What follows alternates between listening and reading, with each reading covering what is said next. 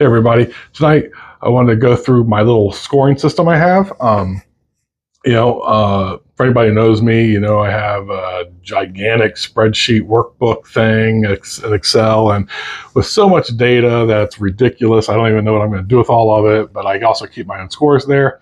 I do use Tequila Matchmaker, but I'm not real good at keeping up with my scores on that, so it doesn't I'm really far behind on that. With that being said, my scoring method is something I call the Brad score, right? The BS. So the Brad score. The B is for breathing, the breathability, the breath, the aroma, basically. The R is for the relishment, how much I enjoyed it, and the flavor profile. The A is for the availability, and D is for dollars. So it's pretty simple.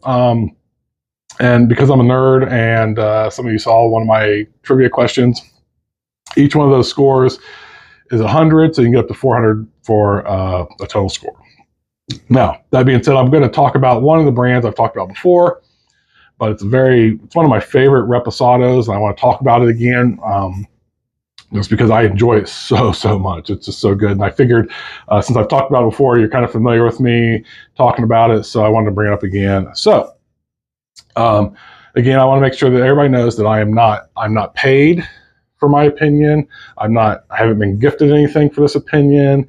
This is solely me. I paid for the bottle, and I've not been influenced in any way. So I'm always going to give you that honest feedback if I've been given something or not. Okay, guys? So with that being said, I want to talk about Lost Lore Reposado. This is it's my favorite Reposado right now.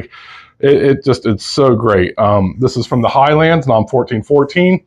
Sergio Cruz is the master distiller, of course, from 1414. This was done in a brick oven, roller mill, stainless steel fermentation, classical music or the Mozart method, with champagne yeast, and then copper still, twice distilled in copper still. This is aged in American oak. I can't remember the months. I'm terrible. That's bad. But I can't remember how long it's in American white oak, but there were formerly Jack Daniel's barrels. So I love this tequila because it's just got such a unique profile. The whole line does, and I think it's just great. I think it's a beautifully tasting tequila. That being said, the breathability, I have my little notebook here, just capture my notes from before, so it's quick and easy here. But you get agave, you get some spice, and I mean this baking spice. It's really good. You almost get it's almost like a Dr. Peppery type smell, or like a cola almost. It's very interesting. I like it. It's very unique. And again, this is additive free, traditionally made, so there's nothing, no artificial sweeteners or anything like that. No abacates or additives. It coats the glass very well. Sorry, I got glare on my lights. But it's got some citrus in the aromas. You definitely get some pepper. But overall, it's got a nice, clean aroma. It's rich, though, but I like that. Taste-wise, for the relishment, here.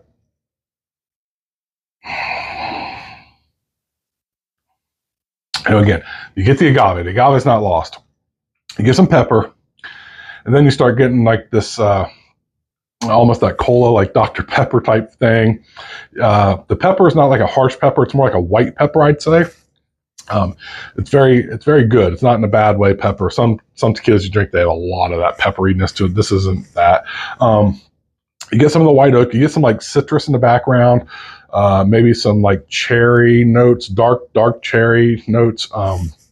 A little bit of minerality maybe and some brininess, but it's very minimal, and it's just kind of at the end, and it's actually good. I like that, and it's it's a good sipper. I enjoy it. You could sip this. To me, I could sip this all day, every day. It's delicious. With that being said, the availability, I feel like it's pretty readily available. I feel like you can find it anywhere for the most part. If not, I know it's available online. And for the dollars, I feel like it's a little high end on the dollars, but not by much, just a little bit. But I think it's worth it. I don't think you're overpaying or they're asking for too much at all for it. It's a great quality product. You're getting what you pay for, right?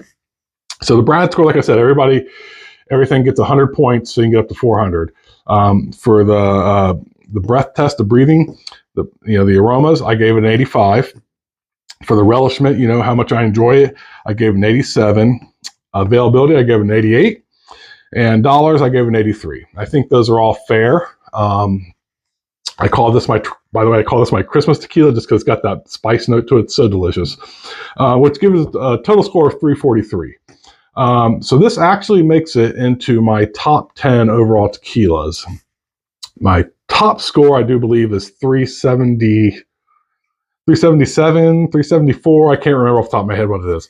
But so this actually makes it into my top 10, believe it or not, which is actually pretty surprising because most of my top 10 is Blancos and high proofs. So if you've had the Lost Laura line or tried any of them, especially this Reposado, let me know your thoughts. I'm curious what you guys think. If you guys all pick up that same spice note as I do and get the same type of profile. That being said, have a good evening. Thanks a lot, guys.